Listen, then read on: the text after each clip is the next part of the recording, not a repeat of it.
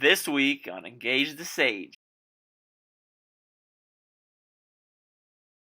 Hi, everyone. I'm Don Saucier. Welcome to this week's episode of Engage the Sage. Some of you may be wondering where we got the term Engage the Sage from, so I want to take a minute to explain it. Engage the Sage is wordplay on sage on the stage. Sage on the stage is a teaching style where you have a brilliant person standing in front of the class and they share everything they know with the class, and then the class will write that down. It's a very passive style of teaching. Engage the Sage was founded on the sage on the stage, but we think we can do better than that. We think by having an amazing, engaging person in the front of the class who can dynamically engage their audience, that they're going to have a better experience teaching, their students are going to have a better experience learning, and they're going to be more successful on assessments of their learning. So while we may be the people in front of the class, I think we shouldn't be separate from our audience. I think we should use our connections in our rapport to engage our students and to teach them better so they can learn better. This process is the underlying concept for trickle-down engagement, by which the engagement of the instructor is going to trickle down to the students and then positively impact their learning. Now, there's an important thing to note here, is that when we teach, we are the sage. I had a colleague tell me once, hey, you're the sage. I'm not the sage, we're all the sage. And I think it's going to be important for us to be as excellent as we can in our teaching, for us to embrace being the sage. Now, a lot of things about teaching are scary, and there are going to be a lot of things that might prevent us from embracing being the sage. We may doubt our preparation. We may doubt our ability to answer our students' questions. We may doubt whether or not we even belong in the classroom.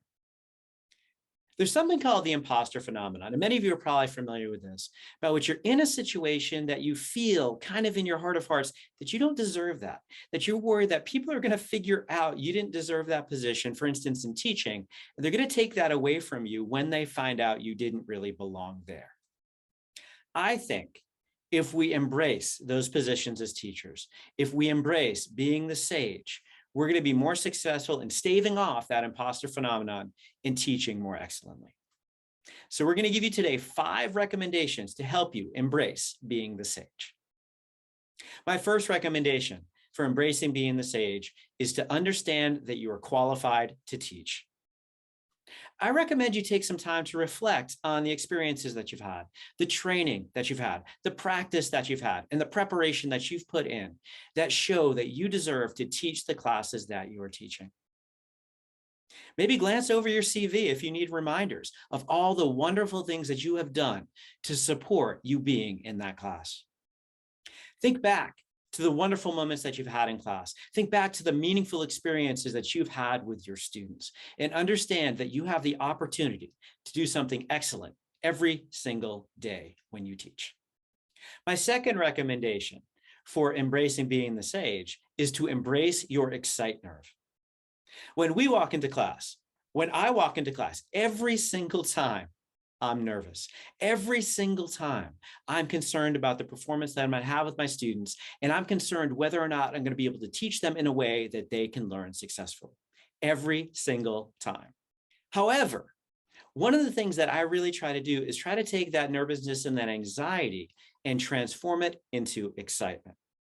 This is a concept that we call excite nerve, and we're going to link you to a video in which we've talked about this before. But basically what excite nerve means is that when you walk into those situations, we're experiencing some physiological arousal.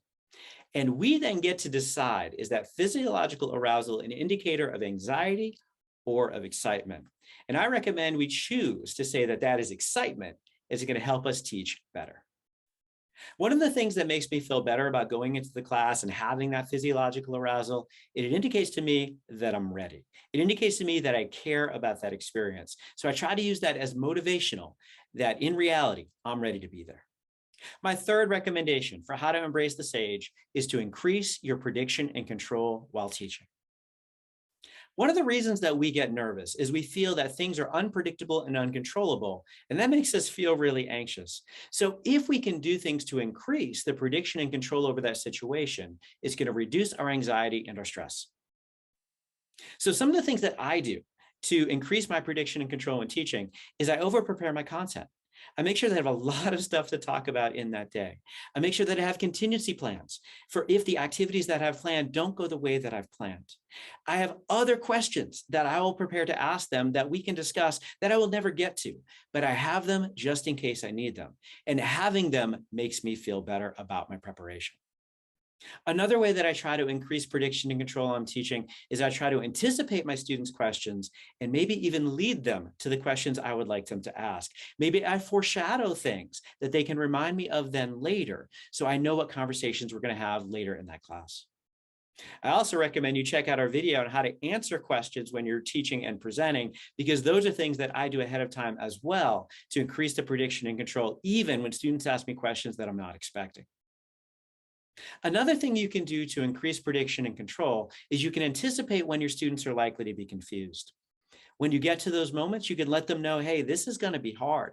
This is the questions that you might have, and then proactively come up with the perfect examples to explain those concepts.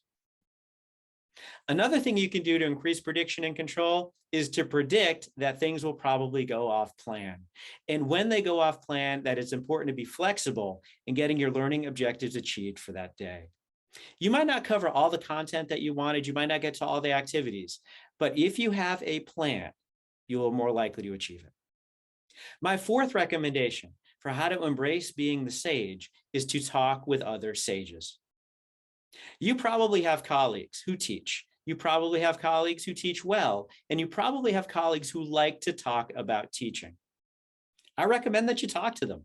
I recommend that you meet for coffee. I recommend that you have Zoom calls or phone calls. I recommend that you share the wonderful ideas that you have with them and hear the wonderful ideas that they have to engage their students and teach them excellently.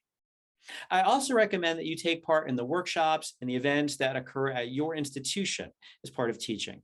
So if they have teacher training, if they have professional development events at your teaching and learning center, for instance, take part in those, because sharing the room and sharing your thoughts and experiences with other excellent teachers is a great way to motivate yourself to embrace being the sage. If you want to do that more formally, I recommend you invite people to be your teaching mentors. I recommend you invite people to come in and do peer observations of your teaching and provide feedback. This is a great way to keep that conversation about your teaching going and to professionally develop those teaching skills. And I recommend that we do these things often. My fifth recommendation for embracing being the sage is to share your ideas with others.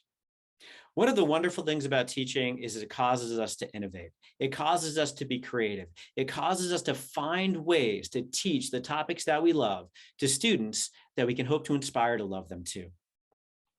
I'm willing to bet that when you teach, you probably do some amazing things. And I'm also willing to bet that there are people out there who would love to hear about those amazing things. Now, a minute ago, I talked about sharing these things informally. Now I'm talking about sharing them formally. I'm talking about taking these to an academic conference on teaching. I'm talking about offering a workshop in your department. I'm talking about participating as a speaker in the professional development events on your campus. Scholarship on teaching and learning. I'm talking about writing thought pieces for places like Faculty Focus, maybe the Chronicle of Higher Education, maybe even a blog, but getting ways to get that work out there so other people can benefit from your excellent ideas to help them teach better. And as we've discussed before in a previous video, doing these kinds of things is a wonderful way to demonstrate your teaching excellence. The demonstration of teaching excellence is much more than student perception or student evaluation data. What you can be doing is proactive things to establish to others and to remind yourself that you are doing special and amazing things when you teach. So there you have 5 recommendations for how you can embrace being the sage. As people who have the opportunity to teach, for people who get to be the sage, we really have the best job in the world. I understand and I empathize with being nervous about being a teacher. I understand and empathize experiencing the imposter phenomenon. I still experience that. But I also understand that teaching is an amazing opportunity that we should get to really enjoy. So I think if you embrace your role as the sage, if you embrace the sage, you can better engage the sage when you teach, so that you have a better experience in class, your students have a better experience in class, and they are more successful in their learning. We'd love to hear in the comments below how you embrace the sage when you teach. Thank you for joining us on this episode of Engage the Sage. Please like, subscribe, sign up for notifications, and share us on social media. And we'll see you next time on Engage the Sage.